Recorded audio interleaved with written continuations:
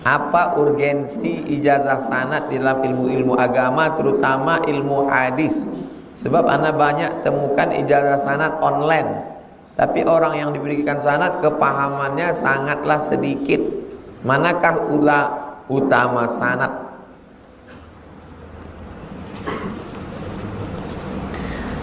Ini Imam Bukhari, ya kan?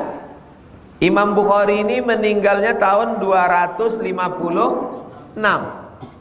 Ketemu dia dengan Nabi? Enggak. Dia dapat hadis ini dari gurunya, namanya Imam Abdullah bin Maslamah. Abdullah bin Maslamah dapat dari gurunya, namanya Malik bin Anas. Malik bin Anas dapat dari gurunya, namanya Abu Zinad. Abu Zinad dapat dari gurunya, namanya Al-A'raj. Al-A'raj dapat dari gurunya, namanya Abu Hurairah. Abu Hurairah dapat dari gurunya, namanya Nabi Muhammad sallallahu alaihi wasallam. Rentetan silsilah guru ke guru ini disebut dengan sanad. Untuk apa? Untuk apa sanad ini? Apa untuk sombong-sombongan? Saya punya sanad nih, saya punya sanad nih. Nih sanad saya. Sanad itu gunanya adalah untuk menjaga kualitas keilmuan. Dia baca dari awal sampai akhir, baru dia diijazahkan sanad oleh gurunya. Karena datang sana ambil sanad. Itu bukan, itu namanya pengumpul kertas, kolektor itu. Antum jangan jadi kolektor. Antum ngaji khatam ini, nanti baru khatam baru kita buat pengijazahan. Jadi antum dapat duanya. Kalau tidak nanti antum pulang ke kampung punya sanad ini, punya sanad ini, punya sanad ini, pas disuruh ngajar, ada buku terjemah enggak? Paham? Fikih ada sanadnya, hadis ada sanadnya, qiraat ada sanadnya, tafsir ada sanadnya. Begitu dulu. Dulu sebelum berdiri universitas, kampus-kampus, menjaga kualitas keilmuan itu gitu, dia ngaji ke guru untuk menjaga kualitas. Kami sebagai istri kepada para mujahid Samudra Raya, adakah pahala menguruskan rumah tangga semasa ketiadaan suami pergi bekerja? Boleh juga dikira beroleh pahala yang sama seperti suami. Maka datanglah perempuan-perempuan mengadu kepada Rasulullah. Lelaki boleh puasa terus, lelaki boleh tahajud, lelaki boleh berperang, lelaki boleh mati syahid, lelaki boleh banyak amal, sementara kami di rumah. Maka kata Nabi, husnu taba'uli kunna li azwaji kunna, kamu berbuat baik kepada rumah tangga kamu, suami kamu, anak kamu, menjaga harkat martabat marwah keluarga kamu. Ta'dilu dzalika kullahu, maka itu sama dengan pahala yang didapat oleh suami-suami kamu. Riwayat Imam Al-Baihaqi. Saya mahasiswa UIN. Saya ada tugas. Apa itu hadis maudhu? Hadis maudhu bukan hadis. Hadis maudhu bukan hadis. Tertangkap satu pencuri sepeda motor di UIN. Lalu keluar berita, mahasiswa gadungan. Dia mahasiswa apa tidak? Tidak kan? Tapi kenapa disebut mahasiswa? Karena gayanya macam mahasiswa. Bahkan kalau didudukkan dia dengan yang asli, dibilang orang dia yang asli. Bajunya masuk ke dalam, rapi. Yang asli ini pula gaya macam. Kalau ditanya, tanya orang, Pak, mana yang asli ini? Ini yang original ini. Jadi hadis palsu bukan hadis. Kalimat yang dibumbu-bumbui lalu disusupkan dikatakan hadis. Ulama selektif, tereliminasi, tercampak. Itulah makna sanad tadi. Mesti ada sanad, mesti nyambung, periwayatnya mesti adil, periwayatnya mesti dhabit, kuat ingatan. Tidak boleh ada aneh dari riwayat lain. 10 riwayat, satu aneh, tolak. Tidak boleh ada cacat kecil saja. Cukup 5 syarat, hadis sahih. Tidak cukup 5 syarat, maka dia maudhu, palsu. Contoh, Al-bazinjan syifaun min kulli da. Terong obat dari segala macam penyakit. Tak ada sanadnya, tak ada riwayatnya. Siapa yang membuat-buat itu? Tukang jual terong. Biar terongnya laku. Ketika khutbah Jumat, khatib membaca doa. Apakah khatib mengangkat tangan? Khatib yang mengangkat tangan berdasarkan hadis Nabi mengangkat. Arisna, arisna, arisna. Sahabat Nabi yang di bawah menengok sampai kami nampak bayadha ibtaihi, putih ketiak Nabi. Jadi jubah Nabi itu lengannya besar. Pernah tuh menengok jubah yang lengannya besar.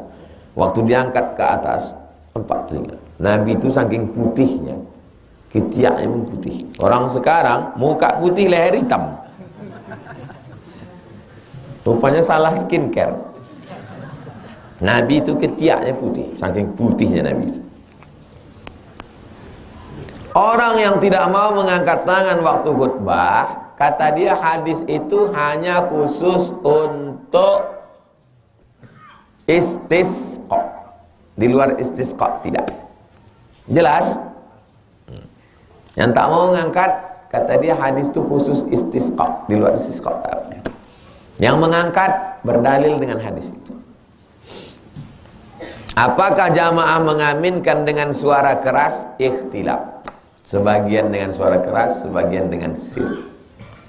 Jadi kalau ada di sebelah mengaminkan dengan suara keras, pendapat ulama. Sebagian tidak mengaminkan sir, pendapat ulama. Yang tak pendapat ulama mana? Yang tidur.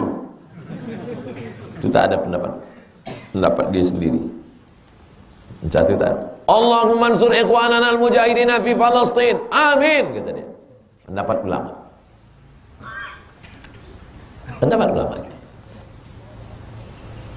Yang membayar zakat fitrah pakai beras, pendapat ulama.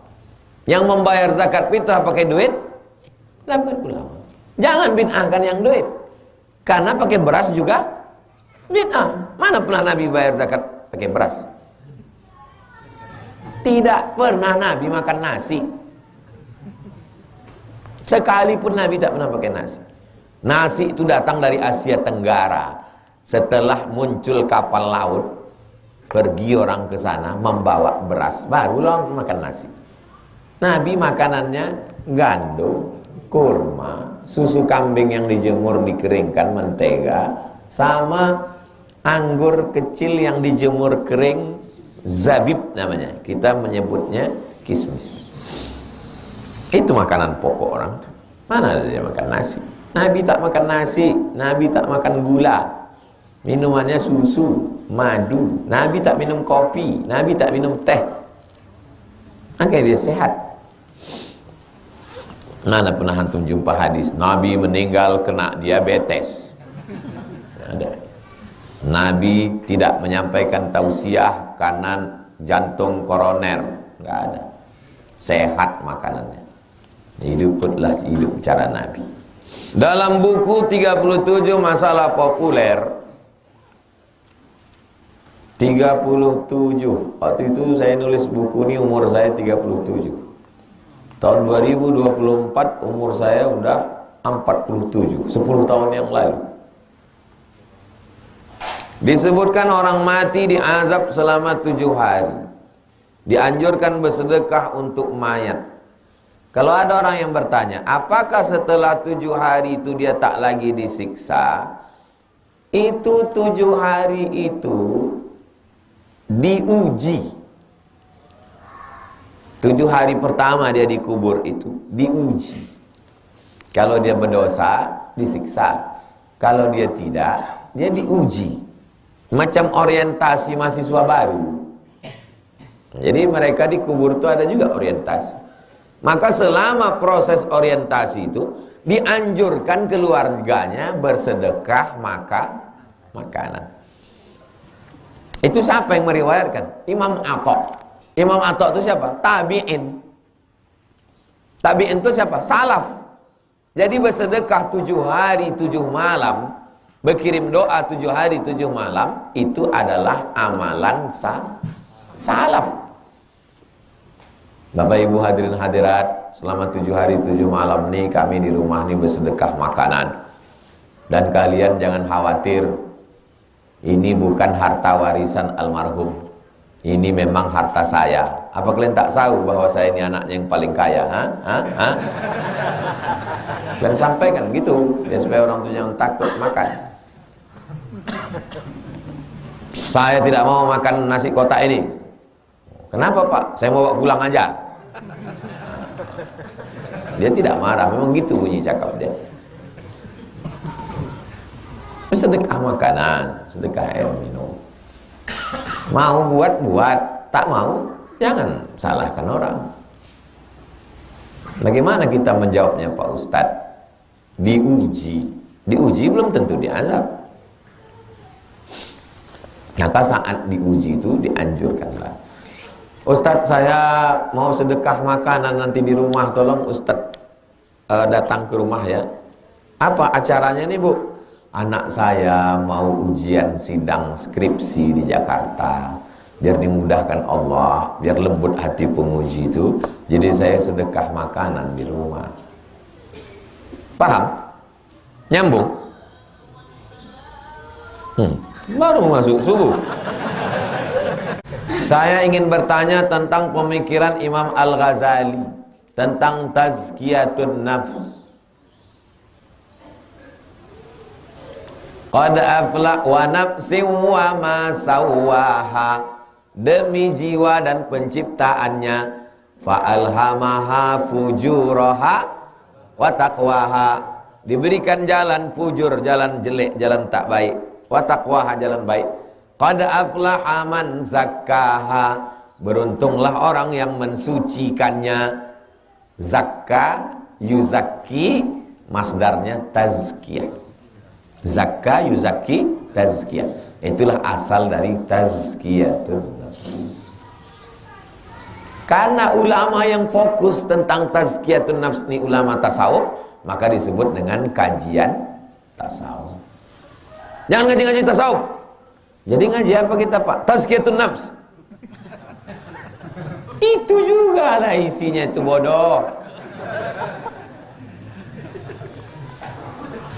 Imam Al-Ghazali mendefinisikan al-nafs, al-aql, al-qalb, ar-ruh sebagai latifah rabbaniyah.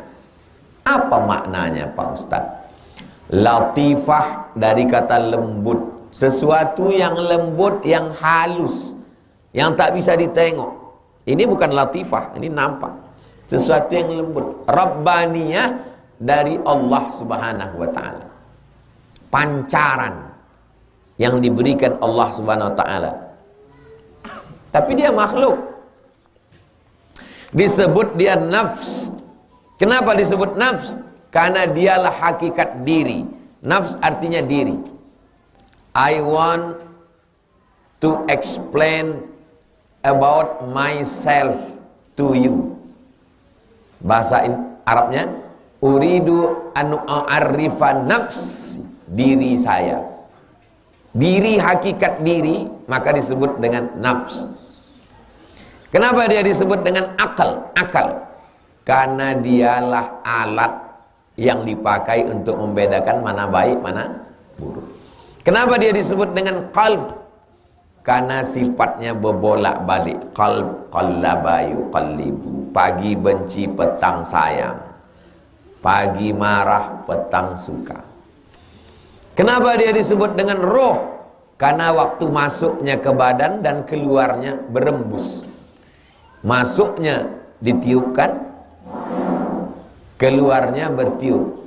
Orang mati itu waktu tarikan napas berembus. Napas kita ini dua, sekali tarik, sekali hembus. Ada masanya nanti waktu antum hembus tak menarik lagi dia. Habis hembus tuh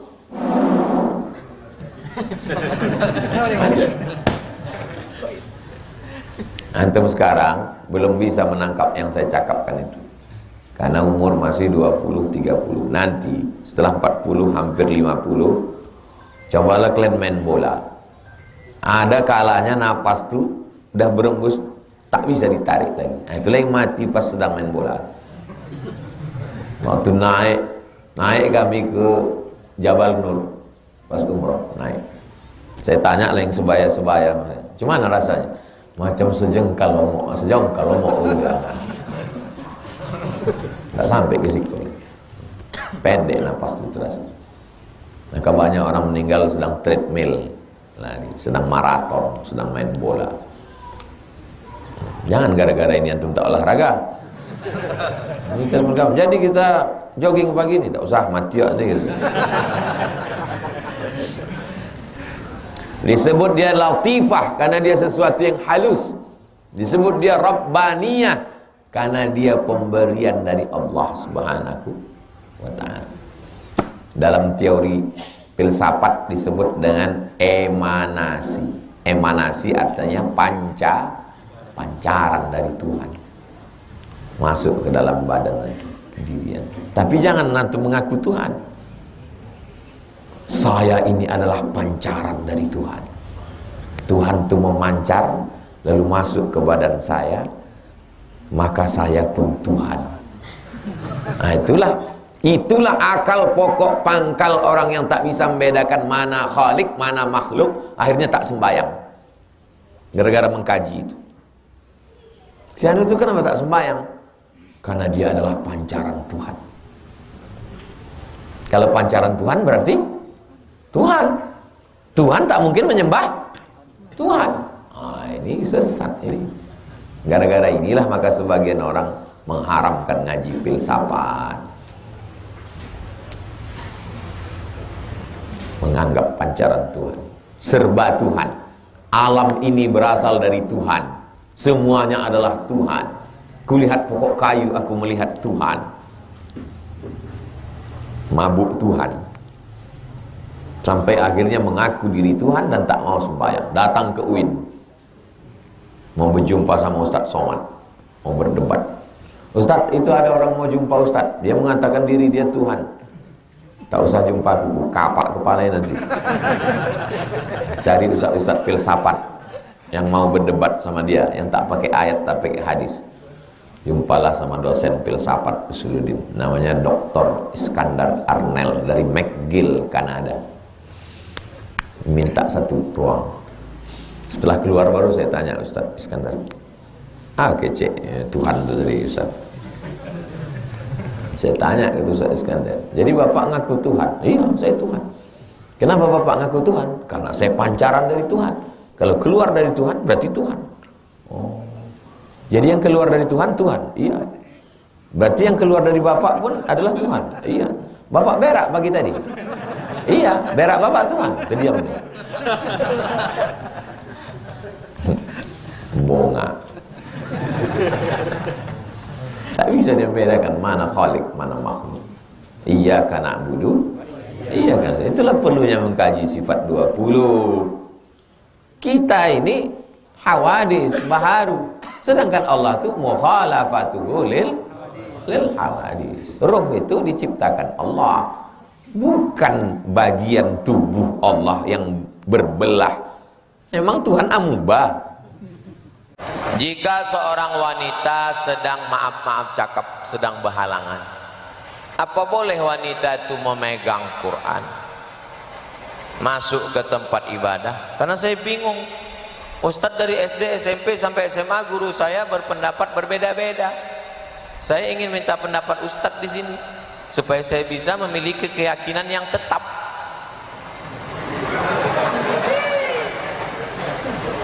Perempuan yang berhalangan, laki-laki yang sedang junub tak boleh melakukan 7: memegang Quran, membawa Quran, membaca Quran, masuk ke masjid, sholat, puasa, tawaf. 7 tak boleh. Sumbernya Al-Fiqhul Islami wa Adillatuh, Syekh Wahbah Az-Zuhaili. Jadi kami perempuan yang hafal Quran macam mana? Perempuan ada dispensasi 2, boleh membaca Quran. Yang pertama, mengulangi hafalan, bacanya dalam hati. Perempuan yang hafal Quran itu bisa dia ulang bacanya tapi tak keluar dari mulut, dalam hati. Makanya nanti kalau ada perempuan nampak diam aja, itu berarti mengulangi hafal. Tanyalah, ibu hafal Quran? Indah. Berartinya sedang memikirkan sembako. Ambo dak nyobi minyak goreng. Yang kedua, guru mengaji. Guru di TPA boleh mengajar Quran tapi ayatnya potong-potong. Jangan ya ayyuhalladzina amanu kutiba alaikumus shiyamu kama kutiba alal ladzina min qablikum la'allakum tattaqun. Tak boleh.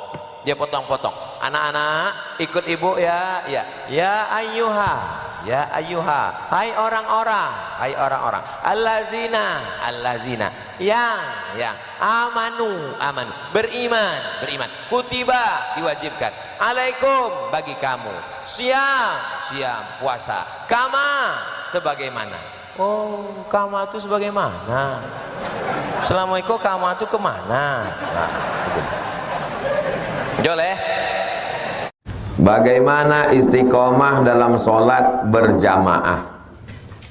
Jangan tunda. 40 hari melaksanakan sholat berjamaah, 40 waktu melaksanakan sholat berjamaah, tinggalkan sekali hancur dia. Maka jangan pernah tinggal, paksakan sholat berjamaah. Allahu Akbar, Allahu Akbar, bangkit langsung. Jangan tunggu, nantilah sampai hayya 'alas shalah. Tak boleh tunda-tunda, bangkit langsung. Takutnya kita tunda, nantilah malaikat maut bangkit. Bangkit langsung, wudu, langsung ke masjid. Yang paling bagus itu sebelum azan ke masjid. Jangan pernah tunda. Membangkitkan semangat, datang pengajian, mendengar ustaz ceramah. Tak juga bangkit semangat, pergi ke rumah sakit. Ini balik dari sini nih, singgah ke rumah sakit. Rumah sakit di Panam banyak. Singgah situ. Mau jenguk siapa, Pak? Semua yang ada sini mau ku jenguk.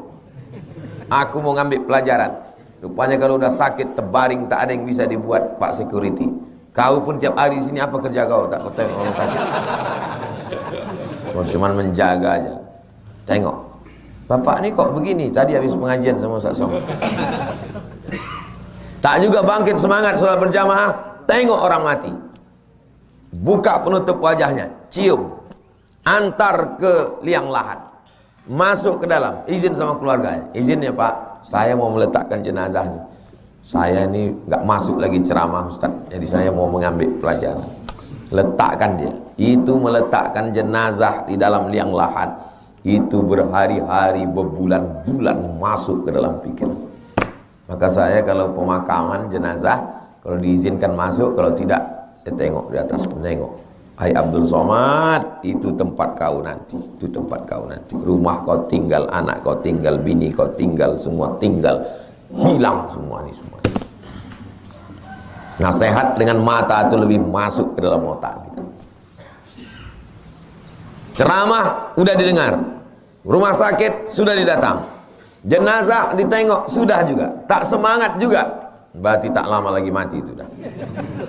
Apanya mati? Khatamallahu ala hati sudah mati. Kalau hati sudah mati, tak ada harapan lagi. Penyakit kronis, menunggu malaikat maut aja lagi. Bagaimana kalau kita minta sumbangan sama saudara kita membantu orang tua di kampung? Kalau tak diminta, mereka tak ingat. Ibu anak paling kecil, punya abang 2, kakak 3. Ibu datang ke rumahnya minta, itu bukan minta sumbangan, itu menuntut kewajiban. Ingat, ibu bukan sedang mengemis. Bang, kau wajib menafkahi mak nih. Yang wajib kau nafkahi ini emak, ayah, bini, anak. Kasih nafkah. Kata si abang tadi, ke belakang kita. Kenapa bang? Aku takut sama biniku. Orang yang takut ke bini tak ada obatnya kecuali kematian. Orang yang takut sama bini itu nanti waktu mati dia tidak kena azab kubur. Pas mau diazab malaikat, kata malaikat, yang ini tak usah kita azab, ini udah azab kali dah. Jadi abang ibu yang tadi tak mau mengasihi emak tadi, karena takut, jangan lagi kalian, abang nih, kalau ke bini bawa jalan-jalan, kalau ke emak, tak kasihan kalian nengok dia. Mati nanti dia. Kalian tidak sedang mengemis ke saudara kalian, tapi sedang menuntut hak emak kalian. Paham? Jangan merasa mengemis. Datang tiap bulan, telepon terus, minta sama dia. ASS WRWB. Assalamualaikum warahmatullahi wabarakatuh. Kita memberi piutang kepada kawan, tapi indah ada saksi. Setelah itu orang yang kita tolong itu adalah telah meninggal dunia, dan ada pula yang telah sukses, tapi mereka lupa akan hutangnya. Kalau ditagih timbul pertengkaran, bagaimana sikap kita? Makanya ayat yang paling panjang dalam Quran bukan haji, bukan puasa. Ayatnya Al-Baqarah 282, sehalaman. Ya ayyuhalladzina amanu, hai orang-orang beriman, idza tadayantum bidainin, kalau kamu menjalin transaksi utang piutang, ila ajalim musamma, sampai batas waktu tertentu, faktubu, tulislah, wal yaktub bainakum katibun bil adli, hendaklah ada satu orang nan menulis sebagai penulis dengan adil. Wastashidu syahidaini min rijalikum, mesti ada dua orang menjadi saksi. Antadilla ihdahuma fatudzakkira ihdahumal ukhra, illam yakun rajulaini, kalau ndak ada dua orang laki-laki, farajulun seorang laki-laki, wa mra'atani dua orang padusi. Antadilla ihdahuma, kalau nan ciek terlupa, fatudzakkira ihdahumal ukhra, diingatkan oleh nan lain. Manga begitu detail masalah hutang piutang? Sebab gara-gara hutang orang indak diterima rohnya di hadapan Allah. Gara-gara hutang amalnya habis. Itulah yang disebut Nabi dengan muflis, orang nan bangkrut. Nang bangkrut, puasanya habis, salatnya habis, sedekahnya habis, gara-gara di dunia memakan pitih orang. Ustadz Somad, ba acaronyo supaya nyemulunasi, awak tagih, awak datang. Assalamualaikum. Waalaikumsalam. Utang kamu kapan dibayar? Saya bukan benci, saya sayang sama kamu supaya kamu jangan makan haram. Kalau ndak jo dape, pakai ayat yang terakhir. Apa itu? Wa antasaddaqu khairul lakum, kalau kamu sedekahkan lebih baik. Ayat iko dihafal de orang nan memberi pinjaman, tapi kini dihafal de yang meminjam. Kini kalau awak tagih kayaknya bila awak bayar. Wa antasaddaqu khairul lakum, wa ang sedekahkan lebih baik. Ambo ceramah di Bogor, sampai di rumah orang itu di dindingnya ada tulisan gadang. Ambo pun tagak untuk ambil foto. Coba foto. Tulisannya, memberi pinjaman menambah musuh. Ada fotonya ambo upload di Instagram. Lah Bapak Ibu ada mencari ya? Makanya follow. Nama Instagramnya Ustadz Abdul Somad Official, yang followernya hampir 7 juta itu. Isinya ndak ada apa-apa, dakwah saja. Cuma ada update yang terakhir itu agak muda seketek naik motor. Itu khusus untuk anak muda saja. Nanti tua-tua jangan cari naik darah tinggi.